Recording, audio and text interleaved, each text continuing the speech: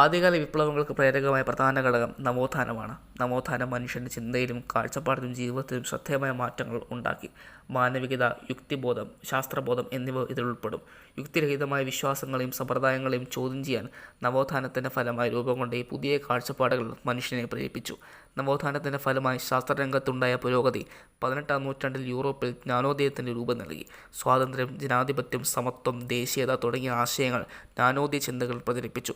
അന്ന് നിലവിലുണ്ടായിരുന്ന ഏകാധിപത്യ വ്യവസ്ഥകളെ എതിർക്കാൻ ലോകത്തിൻ്റെ വിവിധ ഭാഗങ്ങളിൽ ജനങ്ങൾക്ക് ഇത് പ്രചോദനം നൽകി. സ്വാതന്ത്ര്യവും അവകാശങ്ങളും നിഷേധിക്കുന്ന നിലവിൽ വരുന്ന വ്യവസ്ഥയെ മാറ്റി പുതിയ ഒന്നിനെ സ്ഥാപിക്കാനാണ് സമരങ്ങൾ ഓരോന്നും ശ്രമിച്ചത്. അതുകൊണ്ടാണ് അവ വിപ്ലവങ്ങൾ എന്നറിയപ്പെട്ടു. അതുകൊണ്ട് തന്നെ നമ്മുടെ ഇന്നത്തെ വീഡിയോയുടെ പ്രധാന ഉദ്ദേശം ലോകത്തെ സ്വാധീനിച്ച വിപ്ലവങ്ങൾ നിങ്ങളുടെ മുന്നിൽ അവതരിപ്പിക്കുക എന്നുള്ളതാണ്.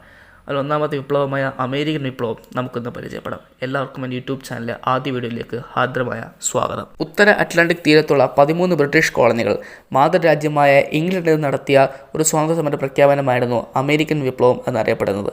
യൂറോപ്പിലെ പല രാജ്യങ്ങളിൽ നിന്നും വടക്കേ അമേരിക്കയുടെ കിഴക്കൻ സമുദ്രതീര പ്രദേശങ്ങളിൽ കുടിയേറ്റ പാർത്തവരാണ് ഈ കോളനികൾ സ്ഥാപിച്ചത്. England, Scotland, Ireland, France, Poland, Germany, Sweden എന്നീ രാജ്യങ്ങളിൽ നിന്നാണ് കുടിയേറ്റം പ്രധാനമായി നടന്നത്. ഇവരിൽ ബഹുഭൂരിപക്ഷം പേരും ബ്രിട്ടീഷുകാരായിരുന്നു.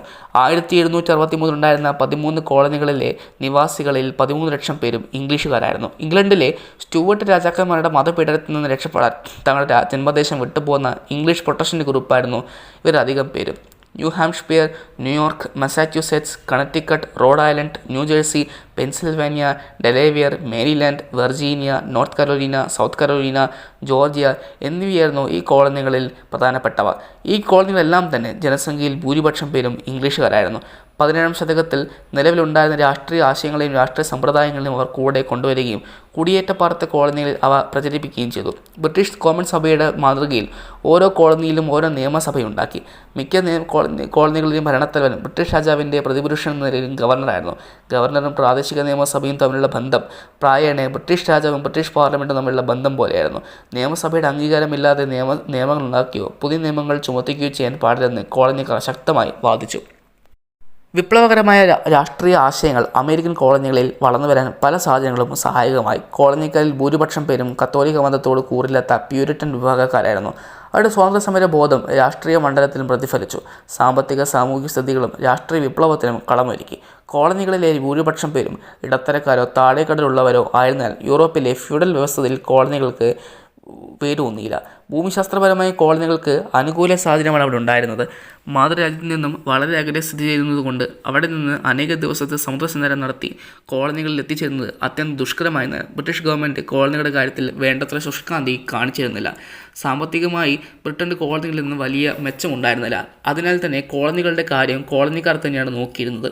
സ്വാഭാവികമായും മാതൃരാജ്യത്തിൻ്റെ ഇടപെടൽ കോളനികളിൽ അസംതൃപ്തി ഉളവാക്കി. കച്ചവട കാര്യത്തിൽ ബ്രിട്ടന് കോളനികളിൽ ഇടപെടാത്ത നിവൃത്തിയില്ലാത്ത ഒരു പരിതസ്ഥിതി നിലവിലിരുന്നിരുന്നു. ബ്രിട്ടൻ്റെ കച്ചവട നിയമം മെർക്കന്റിലിസത്തെ സിദ്ധാന്തത്തെ ആധാരമാക്കുകയായിരുന്നു. രാജ്യത്തിൻ്റെ സമ്പത്തും ശക്തിയും വർദ്ധിക്കത്തക്ക വിധത്തിൽ പ്രജകളുടെ വിദേശ വ്യാപാരം ക്രമപ്പെടുത്തണമെന്നായിരുന്നു മെർക്കന്റിലിസ് നിയമത്തിൻ്റെ തത്വം. ബ്രിട്ടൻ്റെ ദൃഷ്ടിയിൽ കോളനിക്കാർ ബ്രിട്ടീഷ് പ്രജകളായിരുന്നു. അതിനാൽ മെർക്കന്റിലിസ് തത്വപ്രകാരം കോളനികൾക്ക് ബ്രിട്ടനോട് 3 തരത്തിലുള്ള ബാധ്യതകൾ ഉണ്ടായിരുന്നു. ബ്രിട്ടനിൽ ഉൽപ്പാദിപ്പിക്കാൻ നിവൃത്തിയില്ലാത്ത സാധനങ്ങൾ കോളനിക്കാർ ഉൽപ്പാദിപ്പിച്ച് മാതൃരാജ്യത്തിന് നൽകണം. 2. മാതൃരാജ്യത്തിലെ വ്യവസായങ്ങളോടോ മത്സരിക്കുകയോ ബ്രിട്ടനോട് വ്യാവസായിക മത്സരത്തിൽ ഏർപ്പെടുകയോ അന്യരാജ്യങ്ങളെ സഹായിക്കുകയോ ചെയ്യാൻ പാടില്ല. ഭരണം, സൈന്യം എന്നീ രംഗങ്ങളിൽ ബ്രിട്ടൻ പങ്കുവഹിക്കുന്ന സാമ്പത്തിക ഭാരത്തിൽ കോളനിക്കാർ പങ്കുവഹിക്കണം. മേൽപ്പറഞ്ഞ ബാധ്യതകൾ പ്രാവർത്തികമാക്കാൻ ബ്രിട്ടൻ പല നിയമങ്ങളും നിബന്ധനകളും നടപ്പിലാക്കി. ഉദാഹരണമായി ബ്രിട്ടൻ ആവശ്യമായ നീലം കരോലീനയിലും കാപ്പി ജമൈക്കയിലും പുകയില വെർജീനിയയിലും കൃഷി ചെയ്യുകയുണ്ടായി. ബ്രിട്ടൻ്റെ പ്രോത്സാഹനം കൂടി ഉണ്ടായപ്പോൾ കാര്യങ്ങൾ വളരെ എളുപ്പകരമാവുകയും ചെയ്തു. അല്ലാത്ത പക്ഷം ബ്രിട്ടന് ഇത് വലിയ ചുങ്കം കൊടുത്ത് സ്പെയിനിൽ നിന്ന് വാങ്ങേണ്ട ഒരു ഗതി അവർക്കുണ്ടാകുമായിരുന്നു. അപ്രകാരം തന്നെ ബ്രിട്ടീഷ് വ്യവസായികൾ ഉൽപ്പാദിപ്പിക്കുന്ന ചരക്കുകളുമായി മത്സരിക്കാതിരിക്കാൻ കോളനികളിൽ ഉണ്ടാക്കുന്ന ചരക്കുകളുടെ കയറ്റുമതിയിൽ നിശ്ചിതമായ ഒരു നിയന്ത്രണം ചെലുത്തി. കോളനികളിൽ ഉണ്ടാക്കാതിരുന്ന രോമത്തെ തൊപ്പികൾ കയറ്റുമതി ചെയ്യുന്നത് കർശനമായി നിരോധിച്ചു. ബ്രിട്ടനിലെ തൊപ്പി നിർമ്മാണ വ്യവസായത്തിന് ഹാനികരമാവാതിരിക്കാനാണ് ഈ നിബന്ധന ഏർപ്പെടുത്തിയത്. കോളനികൾക്ക് ഇതിനേക്കാൾ കൂടുതൽ വൈഷമ്യമുണ്ടാക്കുന്ന മറ്റൊരു സംഭവമായിരുന്നു നാവിക നിയമങ്ങൾ. എല്ലാ ചരക്കുകളുടെയും കയറ്റുമതിയും ഇറക്കുമതിയും ഇംഗ്ലണ്ടിലോ അയർലൻഡിലോ കോളനികളിലോ നിർമ്മിച്ചതും ബ്രിട്ടീഷ് പ്രജകൾ മാത്രം നയിച്ചു കൊണ്ടുപോകുന്നതുമായ കപ്പലുകളിൽ മാത്രമായിരിക്കണം. പഞ്ചസാര, പുകയില, പഞ്ഞി, രോമം, അരി, നീലം എന്നിങ്ങനെ പ്രത്യേക പട്ടികയിൽപ്പെടുത്തിയ സാധനങ്ങൾ കോളനികൾ ഇംഗ്ലണ്ടിലേക്ക് മാത്രമേ കയറ്റുമതി ചെയ്യാൻ പാടുകയുള്ളൂ. യൂറോപ്പിൽ നിന്ന് കോളനികളിലേക്ക് ഇറക്കുമതി ചെയ്യാനുള്ള സാധനങ്ങൾ ഇംഗ്ലണ്ടിൽ അടുപ്പിച്ച് അവിടെ ചുങ്കം കൊടുത്ത ശേഷം മാത്രമേ കോളനികളിലേക്ക് എത്തിക്കാനും പാടുള്ളൂ. ഈ നിബന്ധനകൾ ഏറെക്കാലം കോളനികൾ ഗൗനിക്കാതിരുന്നു. കാരണം റോബർട്ട് വാൽപോൾ എന്ന ബ്രിട്ടീഷ് പ്രധാനമന്ത്രിയുടെ കാലത്തായിരുന്നു ഈ നിബന്ധനകൾ ഉണ്ടായിരുന്നത്. ഇദ്ദേഹത്തിൻ്റെ കാലഘട്ടത്തിൽ ഈ കാര്യങ്ങൾ അത്ര കർക്കശമായിരുന്നില്ല. അതിനാൽ കോളനിക്കാർ നിയമലംഘനവും കള്ളക്കടത്തും പതിവായി നടത്തിയിരുന്നു. മാത്രമല്ല കോളനിക്കാരുടെ അയൽപ്രദേശമായ കാനഡ ഫ്രഞ്ചുകാരുടെ അധീനതയിലായിരുന്നിടത്തോളം കാലം കോളനികൾക്ക് സുരക്ഷാർത്ഥം ബ്രിട്ടനെ ആശ്രയിക്കേണ്ടി വന്നു. ഇതിനു പുറമെ 18-ാം ശതകത്തിൽ പൂർവ്വവാദത്തിൽ കോളനികൾ ദുർബലാവസ്ഥയിലും പരസ്പര വൈരാഗ്യത്തിലും കഴിയുകയായിരുന്നു. അതിനാൽ തന്നെ ഒന്നിച്ചു ചേർന്ന് ബ്രിട്ടീഷ് സാമ്രാജ്യ മേധാവിത്വത്തെ ചെറുക്കാനുള്ള കരുത്ത് അവർക്കുണ്ടായിരുന്നില്ല. മതം, സാമൂഹികാചാരങ്ങൾ, വ്യവസായങ്ങൾ എന്നിവർക്ക് താല്പര്യ ഭിന്നത ഉണ്ടായിരുന്നു. കോളനികൾ തമ്മിൽ പരസ്പര സഹകരണവും സൗഹൃദവും ഉണ്ടാകാതിരുന്നാൽ അവർക്കൊരു പൊതുശത്രുവിനെ നേരിടാൻ പ്രാപ്തമല്ലായിരുന്നു. 1763 സ്ഥിതിഗതികൾ പാടയം മാറി. ഇംഗ്ലണ്ടും ഫ്രാൻസും തമ്മിൽ നടന്ന സപ്തവത്സര യുദ്ധത്തിൽ ഫ്രാൻസ് അമ്പയെ പരാജയപ്പെടുകയും അതിൻ്റെ ഫലമായി ഫ്രഞ്ചുകാർ കാനഡ ബ്രിട്ടീഷുകാർക്ക് വിട്ടുകൊടുക്കുകയും ചെയ്തു. തന്മൂലം കോളനികൾക്ക് അയൽപ്പക്കത്തെ ഫ്രഞ്ച് ശത്രുക്കളെ ഭയന്ന് ജീവിക്കേണ്ട ആവശ്യമില്ലാതെ മാറുകയും ചെയ്തു. മാത്രമല്ല സപ്തവത്സര യുദ്ധത്തിൽ കോളനികൾക്ക് വഹിച്ച പങ്ക് അവരുടെ ആത്മവിശ്വാസം ഉളവാക്കുകയും ചെയ്തു.